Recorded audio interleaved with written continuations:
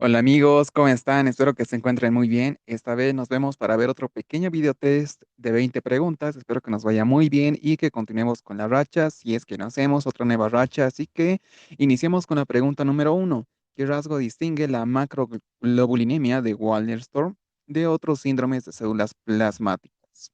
Presencia de IgM monoclonal y linfoplasmocitos en médula, anemia microcítica ferropénica, hiperparatiroidismo secundario, lesiones óseas líticas extensas o predominio de IgA monoclonal. Pregunta, si es algo compleja, ya que solamente cambia quizás una palabra, pero igual es sencillo. Debemos recordar acá, importante, distinguirlo de el mieloma múltiple. Y el mieloma múltiple está acá en varias alternativas. Entonces, tenemos primero la presencia de IgM. Recuerden que para mieloma múltiple es IgA. También vemos lesiones óseas líticas extensas, afectación a la función renal. Tiene su serie de datos característicos, eso del mieloma. Ya descartamos dos. Hiperparatiroidismo secundario también lo podemos descartar porque sería algo más de una enfermedad renal crónica, quizás. Anemia microcítica ferropénica esta no está asociada y bueno, si está tampoco es el dato que distingue o el rasgo más distintivo para pensar en esta macroglobulinemia. Entonces tenemos la alternativa A, la presencia de IgM monoclonal, la cual es la correcta, y ojo con el IgM, tienen que recordarlo y diferenciarlo bien de la IgA monoclonal que es propio o característico del mieloma múltiple. La explicación nos dice que la macroglobulinema de Waldenström se caracteriza por la producción excesiva de IgM monoclonal y la infiltración de médula ósea por células linfoplasmocíticas. A diferencia del mieloma múltiple, no suelen observarse lesiones ociolíticas ni hipercalcemia significativa. El exceso de IgM aumenta la viscosidad de plasma, generando un síndrome de hiperviscosidad. Este síndrome produce manifestaciones neurológicas como cefalea, confusión, oculares como visión borrosa y hemorrágicas como epistaxis y sangrados. Su manejo es con plasmaféresis urgente y yo les recomiendo recordar la tablita que tenemos acá. Esa tabla resumen, muy importante. Incluso esta pregunta no la vimos en el UNACOM, pero yo la veo altamente rentable. Así que ténganlo en cuenta. Puede ser que nos salga este tipo de preguntas si no es una parecida. Continuemos con la pregunta número 2. ¿Cómo se maneja inicialmente un trombo hemorroidal externo agudo? Antibióticos y espera, ligadura de la banda elástica, terapia con embolización de arteria rectal, incisión y evacuación del trombo en primeras 72 horas o inyección esclerosante. Esta pregunta sí está sencilla. Acá en varias alternativas tenemos más del manejo de un trombo interno. Antibióticos y espera, pues no, esto lo podemos descartar directamente. Ligadura de banda elástica, esto sí se usaría, pero no en el externo, sino en el interno. Terapia de embolización de arteria rectal, igual es en el interno, quizás no tan usada, para otros sí, pero para el UNACOM no lo es tanto. Incisión y evacuación de un trombo en las primeras 72 horas. Sí, ya que es un trombo hemorroidal externo agudo. Muy importante hasta las 72 horas realizar la incisión y evacuación. Y la inyección esclerosante que también está relacionado con el manejo, pero del trombo interno. Entonces, marcamos la alternativa D, que es lo correcto. La explicación nos dice que el trombo hemorroidal externo agudo se caracteriza por la aparición súbita de dolor intenso y una masa perianal azulada o violácea, debido a la formación de un coágulo en vena hemorroidal externa. El manejo inicial depende del tiempo de evolución y la intensidad de los síntomas. Cuando el cuadro tiene menos de 72 horas y el dolor es significativo y es muy significativo, se recomienda realizar una incisión bajo anestesia local y evacuar el coágulo, lo que proporciona un alivio rápido y reduce el tiempo de recuperación. Es muy importante. Si fuera más de 72 horas, entonces, y el dolor es tolerable, se hace un manejo más conservador, que es con baños de asiento, que es el dato clave de toda la explicación. Yo lo veo como un dato muy importante. El manejo más recomendado es ese como coadyuvante analgésicos. En fin, otra pregunta también importantísima. Vamos con la 3. ¿Qué hallazgo electrocardiográfico es típico en fase temprana de pericarditis aguda? Bloqueo AB completo, depresión del segmento ST en B1-B3, elevación difusa del segmento ST, elevación selectiva del ST en derivaciones inferiores o ondas Q patológicas localizadas. Esta es la sencilla, pericarditis aguda, que es lo que vamos a ver acá. Un bloque AB completo, esto es una alteración de la conducción, o sea que no está relacionado. Segmento, depresión del segmento ST sería un infarto, puede ser infarto agudo de miocardio con infradesnivel del ST, si lo quieren ver de otra manera, un subendocardico también. Elevación difusa del segmento ST, sí, eso es lo más característico. También que tiene estas como ondas J, que se lo puede ver que es algo así, o en silla de montar, también se le conoce. Tenemos elevación selectiva del ST, este es un infarto agudo del miocardio del ST, infarto agudo del miocardio con elevación del segmento ST, esa es la D. Y onda escopatológica nos indica necrosis. Pregunta sencilla que, ojo, que hasta acá tenemos tres preguntas súper buenas y muy importantes para el UNACOM. Entonces marcamos elevación difusa del segmento ST y estamos en lo correcto.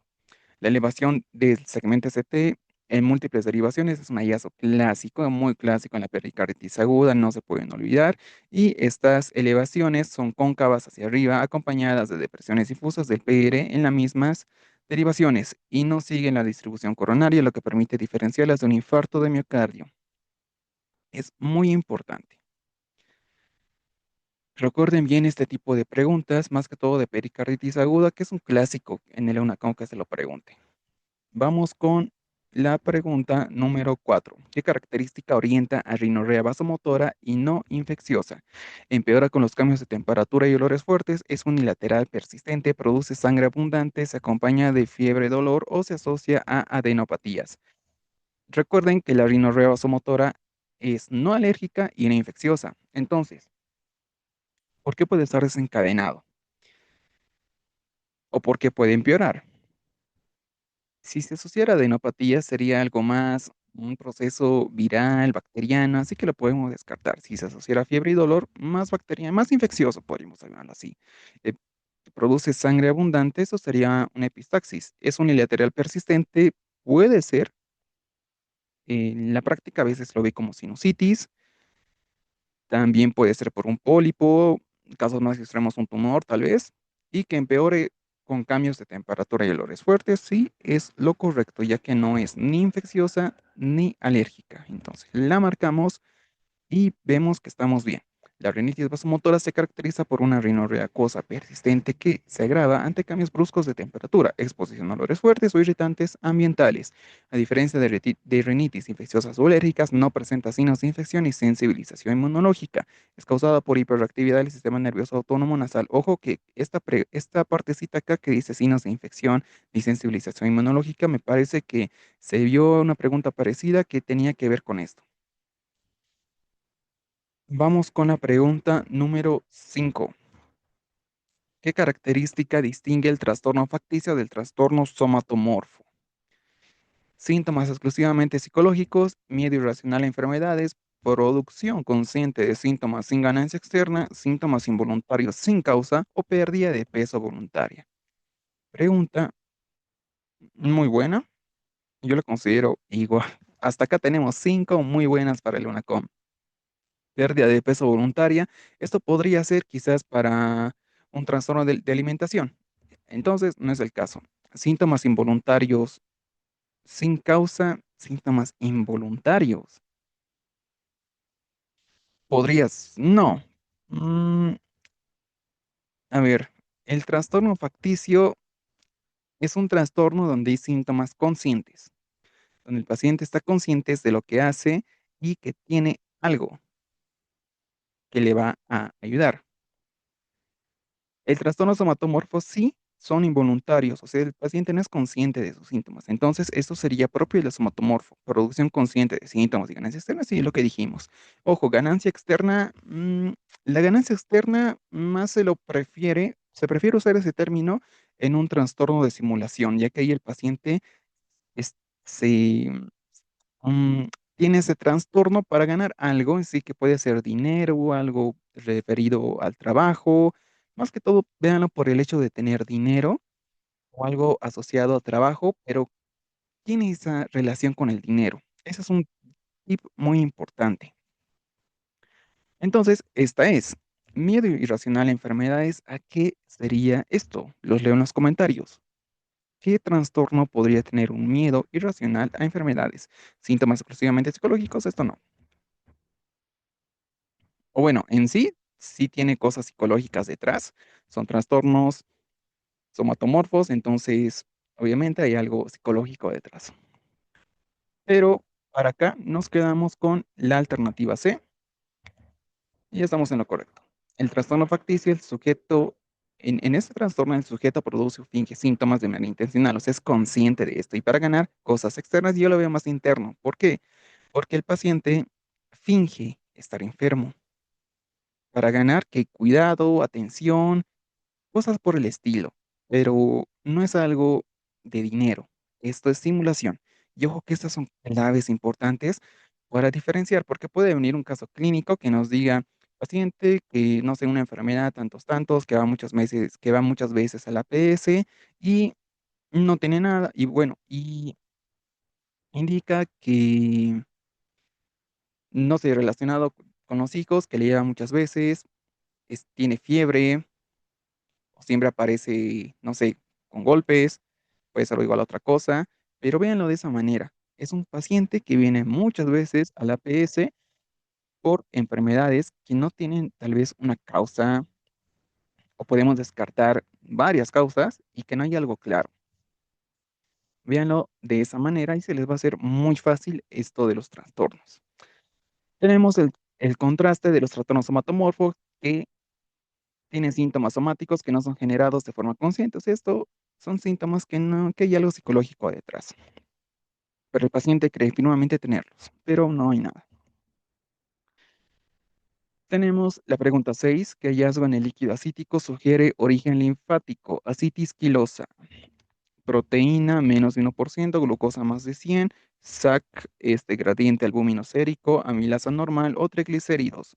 ¿A qué se referiría quiloso? Recuerden que el aspecto quiloso o el líquido quiloso es como leche, blanquecino, medio amarillento, pero ¿qué estará relacionado? Sencillo, estará relacionado a glicéridos. Incluso acá de las otras no tiene nada que ver porque nos dice que hay en el líquido acítico, sugiere origen linfático y entre paréntesis asitis quilosa. Proteína no está relacionada. Glucosa, un paciente con glucosa mayor a 100, pues será, podemos investigar diabetes. SAC, la albúmina podría ser, pero no tanto, ya que acá nos dice específicamente para la citis quilosa. Amilasa normal no está relacionado, mientras que los triglicéridos, pues por el aspecto y el hallazgo que vamos a encontrar en esta citis, es lo correcto. Marcamos y estamos bien. La citis quilosa se caracteriza por su aspecto lechoso, que es blanquecino amarillento, y la elevación de los triglicéridos en el líquido acítico. El color blanquecino se debe a la presencia de linfa rica en grasa. Se confirma con niveles elevados de triglicéridos en el análisis de líquidos. Suele estar asociada a obstrucción o lesión linfática. Vamos con la pregunta número 7. ¿Qué gen mutado es característico del síndrome de Lynch? EP53, MLH1, BRCA1, CRAS o APC. Igual es de las complejas, pero APC, ¿a qué es relacionado? Esto no se pueden olvidar. APC es relacionado al PAF, a la poliposis adenomatosa familiar. CRAS está relacionado a cáncer pulmonar, me parece que es al no microcítico y también al de páncreas. BRCA1, al de mama y ovario. Nos quedamos con TP53 o MLH1. Esos dos igual son, el MLH1 no tanto, hay varios, igual hay el 2, el 4, el 3, tiene sus numeritos. Mientras que el TP53 sí es específico, bueno, en su detalle más grande, de un síndrome.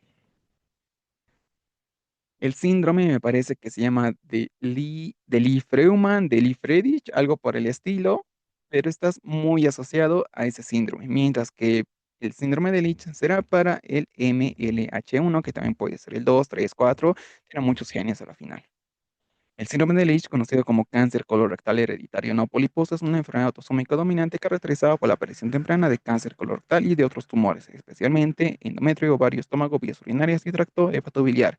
Se debe a mutaciones germinales en genes reparadores, a ver, bla, bla, bla, que es lo más importante. Los más frecuentes son MLH1 y MLH2, MSH2, seguidos del 6, 2. Como les dije, tiene varios números.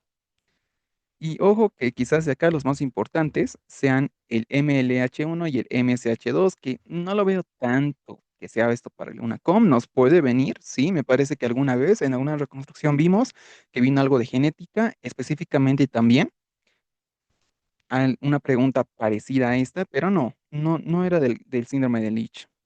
Me parece que era algo del BRCA, pero igual, es importante. Entre todos tenemos, a ver acá, encontraste las mutaciones APC causan FAP, o sea, la poliposis adenofamiliar, adenomatosa familiar con síntomas de pólipos, CRAS y TP53 son genes somáticos de adenocarcinoma esporádico, BRCA1 asociado a cáncer de mama y ovario. Pregunta muy compleja, pero que la pudimos resolver. Vamos con la pregunta 8. ¿Cuál es la triada clínica clásica del síndrome mononucleósico infeccioso por virus Epstein-Barr? Cefalea, rigidez de nuca y fotofobia, fiebre, faringitis de neumopatías cervicales posteriores, fiebre, diarrea y rash, dolor abdominal, náuseas y vómitos, tos, disnea, dolor torácico. Un síndrome mononucleósico. Sencillo. Tos, disnea y dolor torácico estará, o bueno, podemos pensar que eso es más de neumonía. Dolor abdominal, náuseas y vómitos será más de apendicitis, puede ser, depende de dónde nos diga que es el dolor, pero es lo más clásico. Fiebre, diarrea y rash, ¿eso qué puede ser? Obviamente algo gastrointestinal, lo más frecuente, pero ¿qué? Una salmonella tifi podría ser. Fiebre, faringitis y adenopatías cervicales, este es lo clásico que tenemos en un síndrome mononucleósico por Epstein-Barr, pero acá lo más importante siempre será los laboratorios, el, el hemograma completo, que es la clave. O si no, que le den antibióticos y que después tenga sus propias características post-antibiótico. Es igual, no se olviden de esas características y les invito a ver o a buscar cuáles son esas características que son importantísimas, que es un exantema a la final. Y cefalea, rigidez de nuca, eso puede ser una meningitis, probablemente por la rigidez de nuca. Entonces directamente marcamos la alternativa B y estamos en lo correcto. Ahora no carga. La presentación típica del síndrome mononucleósico incluye fiebre alta y prolongada, faringitis severa con exudado o eritema faríngeo y adenopatías cervicales posteriores, pero hasta acá se puede confundir con cualquier cosa, no es algo propio que sea característico. De todas maneras, nos dice que revelan la invasión por virus de Epstein-Barr, pero yo le recomendaría siempre ver acá el hecho de tener el hemograma o qué pasa si al paciente le damos antibiótico. Igual es importante. Esto, como dice acá, es para el diagnóstico clínico inicial, pero aún así es complejo solo con esos datos. Vamos con la pregunta número 9. Medida preventiva más eficaz contra disentería en comunidades vulnerables, fortificaciones cereales, agua potable y saneamiento adecuado, suplementación con probióticos, vacunación antirrábica o uso de aerosoles nasales. Si es para medida preventiva para o contra disentería, pues no nos queda más que tener agua potable o mejor agua potable y saneamiento adecuado. Las otras no tienen nada que ver. Entonces marcamos la B y estamos en lo correcto. El acceso a agua potable y segura y a un sistema de saneamiento adecuado es esencial para la prevención de brotes de disentería y otras enfermedades intestinales transmitidas por vía fecal oral, como las causadas por Shigella, entamoeba y otras enterobacterias patógenas. Sencillísimo. Vamos con la pregunta número 10. ¿Qué mide la esperanza de vida al nacer? Número medio de años que vivirá un recién nacido si se mantuvieran las tasas de mortalidad actuales, duración media de la lactancia, edad media de jubilación, número medio de hijos vivos o edad promedio de maternidad. Si se refiere a la esperanza de vida al nacer, y ojo, ¿qué mide esta esperanza? Pues será la alternativa A, no va a ser la de los jubilados ni del promedio de maternidad. Entonces marcamos la alternativa A porque sí estamos muy seguros de esta pregunta. La esperanza de vida al nacer estima los años promedio que vivirá un recién nacido si las tasas de mortalidad por edad vigente se mantuvieran constantes durante toda su vida. No hay más. Pregunta súper sencilla. Vamos con la pregunta número 11. ¿Qué criterio se utiliza para resección quirúrgica de metástasis pulmonares? O sea, una metastasectomía. Calcular o cualquier número de nódulos, pacientes con menos de 30 años, enfermedad diseminada sin control sistémico, solitaria o escasa, control de nivel primario y buena atención pulmonar, buena función pulmonar o metástasis múltiples y extensa enfermedad ósea. Esta sí es de las más complejas que podemos ver porque nos habla de resección quirúrgica de metástasis pulmonar. Y un criterio importante, ¿cuál será? ¿Cualquier número de nódulos? No, me parece que tener un número específico de nódulos sería importante respecto a una resección quirúrgica si tenemos metástasis, porque metástasis es algo muy complejo y muy grave. Paciente con menos de 30 años sí puede ser un criterio, pero quizás para hacer la resección quirúrgica no es el más importante, pero bueno, hasta ahora es el que vale. Enfermedad diseminada sin control sistémico, no. Si está sin control sistémico, no vamos a hacer una resección quirúrgica porque la vamos a mandar más allá. Solitaria o escasa control primario y buena función pulmonar podría ser también, está bien. Metástasis múltiples y extensa de enfermedad ósea. Acá no, no creo que un paciente con quirúrgica con. Entonces nos quedamos con pacientes con menos de 30 años o solitaria, escasa, con buen control primario y buena función pulmonar. Por el hecho de que nos diga buena función pulmonar, podemos decir que sí, que sería un criterio más importante que incluso la edad. Entonces vamos a marcar la alternativa D y vemos si estamos en lo correcto y sí, nos dice que la más metastasectomía, el tumor primario está controlado o resecado. No hay otras metástasis extrapulmonares significativas y el paciente tiene reserva pulmonar y estado general adecuados. En esas circunstancias, la resección quirúrgica mejora la supervivencia a largo plazo. La evaluación multidisciplinaria y la prueba de función respiratoria son esenciales para seleccionar pacientes candidatos. Pregunta muy compleja. La verdad que sí, esta es de las más complejas que- que hemos visto hasta ahora. Vamos con la pregunta 12. Mujer de 28 años con dolor lumbar intermitente de un mes de evolución. Ojo, que es intermitente sin fiebre ni síntomas sistémicos. Trabaja como profesor y realiza largas horas de pies. El dolor aumenta al final del día y mejora con la aplicación de una compresa caliente. Si es caliente, si mejora con compresa caliente, ya nos hablará más de un componente muscular. El examen muestra hipersensibilidad paravertebral sin signos neurológicos. ¿Cuál es el diagnóstico más importante? Espondilitis anquilosante, pleuresia lumbar, fractura vertebral por osteoporosis, lumbalgia mecánica por fatiga muscular o espondilodicitis bacteriana. Podemos descartar directamente el espondilodicitis bacteriana porque incluso acá nos dice sin fiebre ni síntomas sistémicos. Si tuviéramos la alternativa E, tendríamos que tener sí o sí algo de síntomas sistémicos, así que la E descartada. Lumbalgia mecánica por fatiga muscular es lo más probable, ya que tenemos que paciente que trabaja como profesora, muchas horas de pie, que el dolor aumenta al final del día y mejora con la aplicación de compresas calientes. Datos clave que nos hacen pensar más en algo de fatiga, que sea algo propiamente muscular, más que pensar en una patología un poco más grave. Hasta ahora la podemos dejar como si estuviera bien. Veamos los siguientes. Fractura vertebral por osteoporosis. Tenemos datos de osteoporosis. Es una paciente joven, está trabajando, dolor lumbar intermitente. No parece lo más correcto. Pleuresia lumbar, la verdad nunca escuché pleuresia lumbar. No me parece que sea correcta. Y tenemos espondilitis anquilosante. Para espondilitis anquilosante, muy relacionado a la sacralitis, ¿sí? Me parece que sí. Luego, además, que el dolor sea distinto. Por ejemplo, que nos dijera que mejorara este dolor, pero haciendo ejercicio. Ahí sí podemos pensar en una espondilitis anquilosante, tenga la sacroiliitis también. En una mujer joven, tal vez no tanto, que trabaja como profesora, que solamente está de pie, sería muy raro. Nos quedamos con lumbalgia mecánica por fatiga muscular, que parece lo correcto y sí, estamos bien. Lumbago mecánico por fatiga muscular se presenta con dolor lumbar intermitente que exacerba tras permanecer de pie largos periodos y se alivia con calor local. La ausencia de fiebre, pérdida de peso, signos neurológicos descarta procesos inflamatorios, infecciosos o compresivos graves. La hipersensibilidad paravertebral sin déficit neurológico indica un origen de fatiga y sobrecarga muscular. La espondilitis anquilosante se acompaña de rigidez matinal prolongada que mejora con ejercicio, no con calor. La pleuresia lumbar no es una entidad clínica reconocida.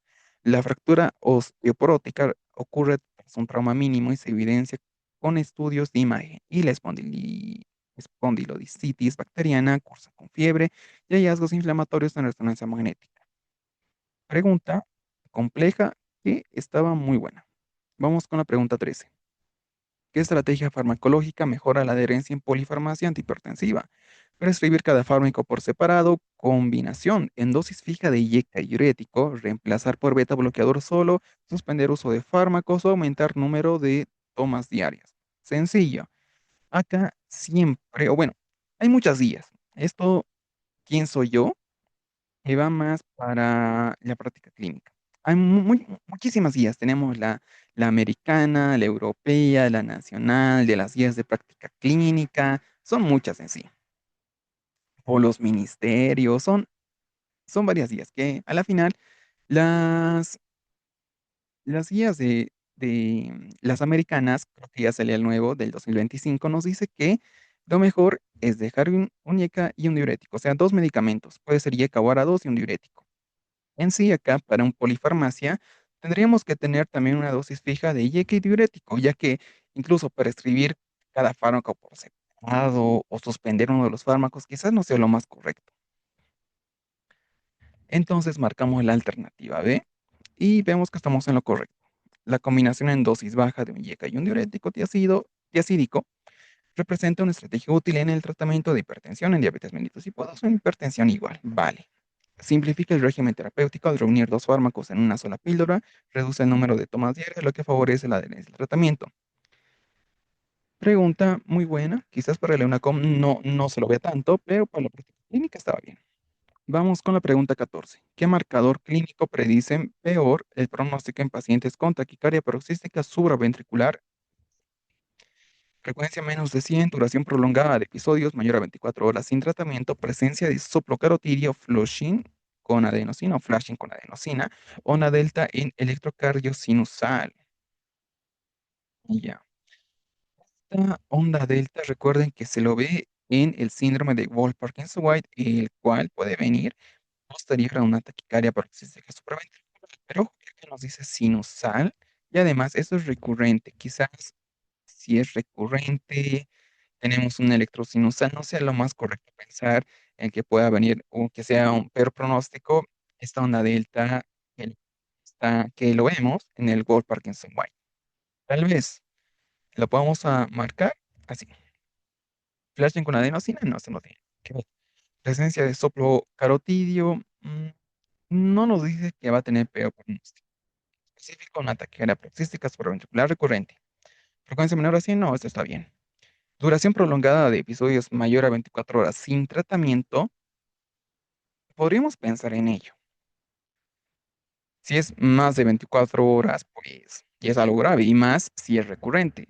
Yo lo veo más, yo lo veo mucho mejor esta alternativa que la alternativa E, que a pesar de que igual puede ser muy peligroso, un Wolff Parkinson White. Nos quedamos con la E o con la B.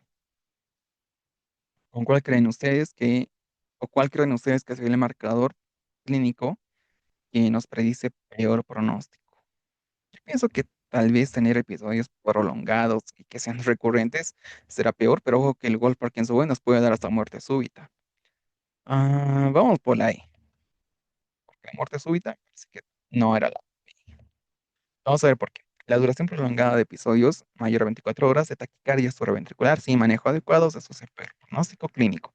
Mantener una frecuencia ventricular elevada durante un tiempo prolongado provoca estrés hemodinámico y deterioro progresivo de la función cardíaca. Este escenario puede llevar a cardiomiopatía por taquicardia, aparición de insuficiencia cardíaca y menor tolerancia sintomática al esfuerzo. Intervenciones tempranas, como el control farmacológico oportuno, la ablación recuerden que es el gol estándar en casos refractarios son clave para prevenir complicaciones. Pregunta que sí estaba bien y sí, creo que, creo que lo correcto era directamente ir a la B más que pensar en un Wolff Parkinson White, ya que esta sí nos hay y es recurrente. Vamos con la pregunta número 15. ¿Cuál es la causa más frecuente del fracaso quirúrgico en glaucoma congénito? Del fracaso del tratamiento quirúrgico. Atrofia del nervio óptico previa, formación de cicatrices en la región de la trabeculotomía, desprendimiento de retina, uveitis crónica o hemorragia retinal.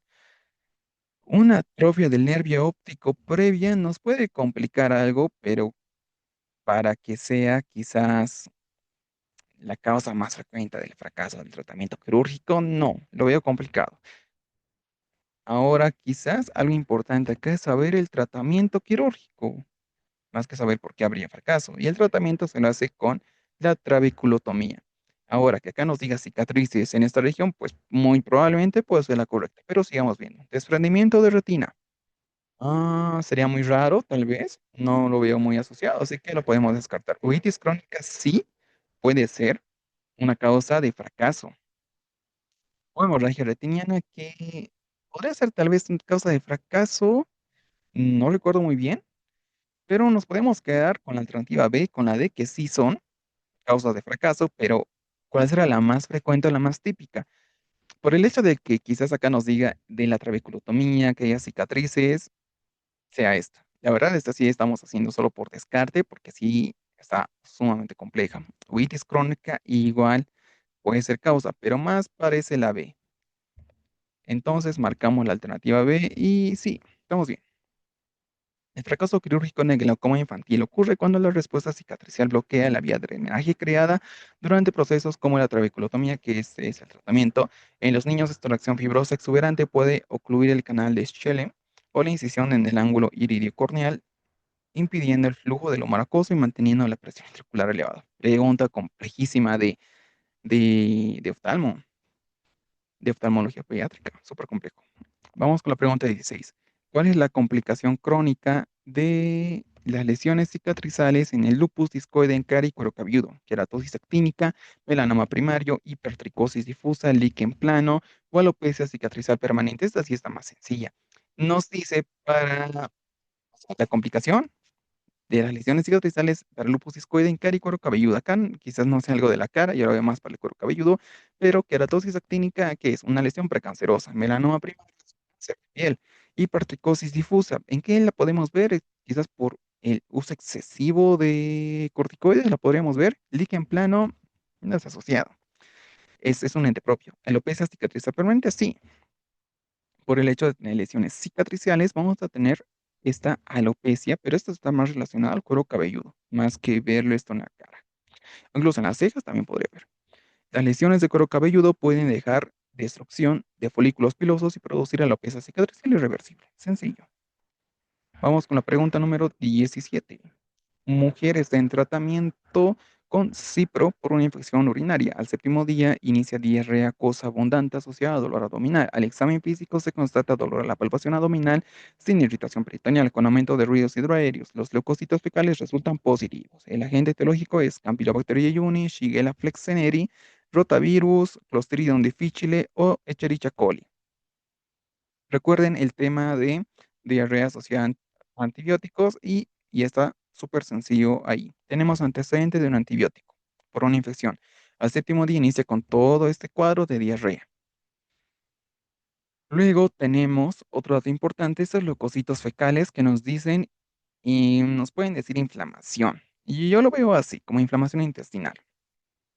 Campylobacter jejuni. Las preguntas clásicas de Campylobacter jejuni nos dicen más a qué está asociado, y esto va más al síndrome de Guillain-Barré. Así que recuerden ese tip. Acá, obviamente, no es. Shigella flexneri nos causa disentería. No tenemos datos de disentería, e incluso que esté previo antibiótico terapia. No, rotavirus es un cuadro mucho más simple. Clostridium difficile. Sí, el Clostridium difficile causa colitis pseudomembranosa, que en este caso es lo que tiene la paciente y está muy relacionado al antecedente previo de antibióticos. La Escherichia coli, no, esto es clásico de infección urinaria, pero en este caso, que esté incluso asociado a antibióticos previos, no tiene, no está asociado. Entonces marcamos Clostridium difficile y estamos en lo correcto. La diarrea asociada a antibióticos es un cuadro comúnmente causado por una proliferación del Clostridium difficile, especialmente cuando el tratamiento antibiótico altera la flora intestinal normal, favoreciendo el crecimiento de esa bacteria patógena. Produce toxinas, son dos toxinas, causando colitis que puede ser acosa o sanguinolenta. El inicio de síntomas ocurre días después, en este caso séptimo día, presencia de leucocitosis fecal es un signo de proceso inflamatorio en el tracto intestinal, lo que apoya la sospecha de Clostridium difficile. Las pruebas de laboratorio como detección de toxinas en heces o una cultura de C. difficile igual sirven. Y el tratamiento incluye la suspensión antibiótica causal y el uso de antibióticos específicos como metro o banco. Acá muchas veces es banco. Vamos con la 18. Calcio antagonista que protege la función renal en hipertensión arterial. Diltiazem, felodipino, amlodipino, nifedipino de acción corta o verapamilo. Nifedipino de acción corta sí está bien, pero no nos protege del todo la función renal. Luego tenemos los dihidropiridínicos y los no dihidropiridínicos. El diltiazem y el verapamilo son no dihidropiridínicos y no están relacionados o no es que nos proteja mucho de la función renal en hipertensión arterial. El felodipino y el amlodipino sí, pero ¿cuál de estos será el que tenga mayor protección o el que nos proteja de mejor manera la función renal? Podemos decir que los dos son casi iguales, pero yo me iría más tal vez por el amlodipino, es mucho más conocido, pero el felodipino igual podría ser. Vamos por el amlo que es más conocido. Ah, no estoy muy seguro, la verdad. Estamos bien. En este contexto de hipertensión arterial, el amlodipino es un calcio antagonista de tipo dihidropiridínico que, además de reducir eficazmente la presión arterial, ha demostrado contribuir a la protección de la función renal, especialmente en pacientes con enfermedad renal crónica con riesgo de deterioro renal. Pregunta que sí estaba sencilla, relativamente sencilla, pero estaba buena. Vamos con la pregunta 19. ¿Cuál es el mecanismo principal de la obstrucción en la miocardiopatía hipertrófica obstructiva? Complicadísimo. Pericarditis constructiva, desplazamiento sistólico anterior de la válvula mitral, disfunción del ventrículo derecho, calcificación de la válvula aórtica o trombo intracavitario. Esta calcificación la podemos ver en estenosis aórtica, quizás. Trombo intracavitario, en alguna miocardiopatía dilatada también la podemos ver. Disfunción del ventrículo derecho, podría ser, pero yo lo veo más como, no sé, como un infarto del ventrículo derecho, estará asociado. Pericarditis constructiva es una propia entidad, así que nos quedamos con desplazamiento sistólico anterior de la válvula mitral. En la miocardiopatía hipertrófica obstructiva, el desplazamiento sistólico anterior de la válvula mitral favorece la obstrucción dinámica del tracto de salida del ventrículo izquierdo. El velo mitral anterior se aproxima al tabique engrosado en sístole, formando gradiente subaórtico y síntomas de esfuerzo o síncope. Pregunta de fisiopatología pura y dura. Y esas son las más complejas. A no ser que a alguien le guste mucho fisiopato, pues ya se le dará fácil, pero sí, fisiopato es muy complejo. Vamos con la pregunta número 20. ¿Qué sistema de pago estimula la eficiencia en los hospitales? Presupuesto histórico fijo, pago de desempeño y resultados, cobro directo a paciente, donaciones anuales o pago mensual sin metas. Pregunta de salud pública que está sencilla. El pago que estimulará la eficiencia de los hospitales, pues será por desempeño y resultados. No va a ser cobro directo al paciente.